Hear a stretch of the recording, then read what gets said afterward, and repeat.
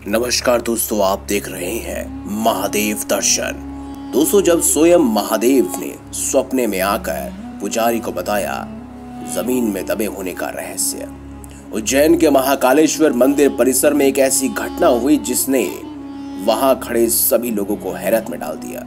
आगे बढ़ने से पहले यदि आपने हमारे चैनल को सब्सक्राइब नहीं किया है तो अवश्य करें और नीचे दिए गई बेल आइकन को भी जरूर दबाएं। दोस्तों, ये घटना है मध्य प्रदेश के उज्जैन शहर की, जो कि शिप्रा नदी के किनारे बसा हुआ है। यहाँ 12 वर्षों के अंतराल से सिंहस्थ कुंभ का आयोजन किया जाता है। उज्जैन में 12 ज्योतिर्लिंगों में से एक महाकालेश्वर शिवलिंग स्थापित है। पुरानी कथाओं के अनुसार माना जाता है कि यहाँ शिवलिंग में स्वयं महादेव भू रूप में विराजमान है। यहाँ का वातावरण चित्त को शांति प्रदान करने वाला है। महाकालेश्वर मंदिर में कई वर्षों से एक महंत जी पूजा पाठ किया करते थे। लोग बताते हैं कि इतने वर्षों से महादेव की सेवा करते हुए महंत जी का महादेव के साथ सभी से भिन्न एक रिश्ता बन गया था। महंत जी पूरी आस्था निष्ठा के साथ महादेव की सेवा प्रत्येक दिन किया करते थे। लोग महादेव के प्रति महंत जी के भाव देखकर अचंभित रह जाया करते थे। और हाल ही में इसी क्रूर कोरोना काल में महंत जी का निधन हो गया। परंतु महंत जी के निधन के बाद एक ऐसा रहस्य खुलकर सामने आया जिसे देख सभी की आंखें फटी की फटी रह गई।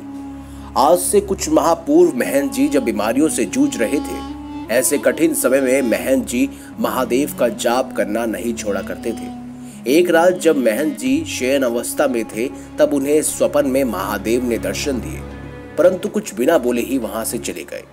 अगली सुबह महंत जी ने यह बात उन सभी को बताई जो उस समय महंत जी की देखरेख में लगे हुए थे।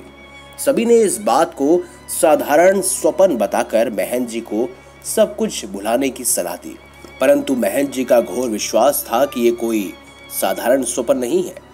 अगली रात जब महंत जी फिर से शयन अवस्था में गए, तब फिर स्वप्न में महादेव ने आकर उन्हें दर्शन दिए। महंत जी ने फिर सभी को जब ये बात बताई, फिर भी किसी ने उनकी बात पर यकीन नहीं किया। ये सिलसिला धीरे धीरे रोज का हो गया और महंत जी शयन अवस्था में जाते तब महादेव उनके स्वप्न में आया करते। एक दिन कुछ ऐसा आया जहां महादेव ने स्वप्न में आकर महंत जी से कहा कि मैं मंदिर परिसर में ही दक्षिण दिशा में जमीन के नीचे कई वर्षों से दबा हुआ हूँ। मैं चाहता हूँ कि आप मुझे बाहर निकलवाएं।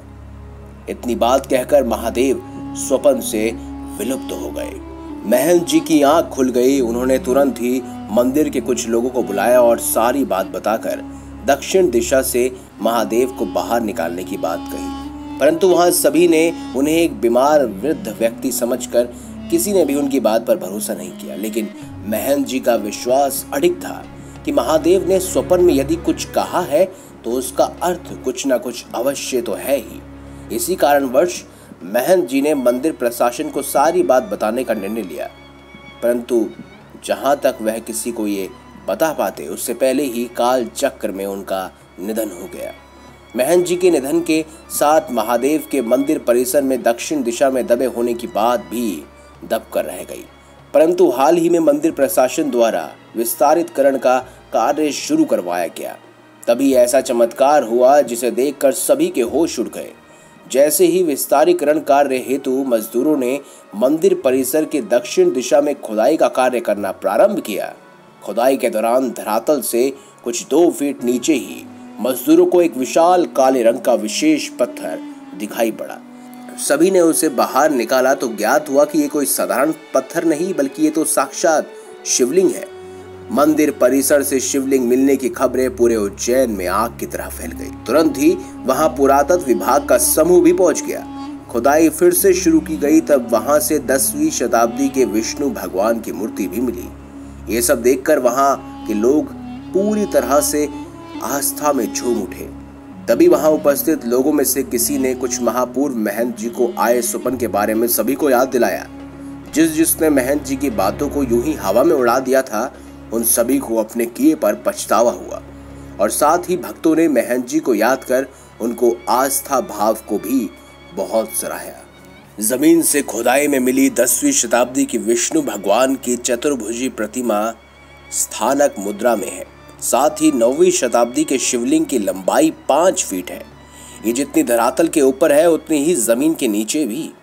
आज के छल कपट से भरे हुए जमाने के बीच महंत जी की प्रबल आस्था, जिसके सामने प्रभु को भी स्वयं आना पड़ा, उसे सभी ने शत शत नमन किया। दर्शकों, कैसी लगी आपको हमारी ये खास जानकारी? वीडियो को जरूर लाइक कीजिए, कमेंट बॉक्स में हमें जरूर बताइए कि कैसी लगी आपको कहानी, और ज्यादा से ज्यादा शेयर भी कीजिए।